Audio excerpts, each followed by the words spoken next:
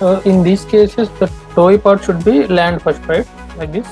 Now there are two things in this. What I feel psychologically, whenever you want something to be very silent, you want to jump like a military person, you are on a secret mission. That time your landing will be on toes. Toes allows you to cushion it. You don't hear the sound when you hit on Yes, when we're coming on silently, so the toe doesn't make any noise. Yes, when you hit on the ground silently, that time your toe will be the first coming on the ground. Silent. This is kind of psychological side of how you will land. So here you need to check your purpose of your shot. What is the purpose? For parkour also it will be more of toe, because parkour also they absorb the shock. That's why they are able to run and jump and do these things. So for parkour also your jump will have the landing on toes, not on foot. So they will absorb the shock. Toes allows you to absorb the shock more than foot. Foot will give you more shock. The hit is more harder of foot. So here you need to be aware of the psychological side of what am I doing. If I'm doing some secret jump or something like this, then you can have on toes. When you have jump, it should have a bang on the way it is in the first shot. So there your foot will come first. It's a up. We have the sound. Here it will be toe. It's silently coming, absorbing the pressure and then taking it ahead.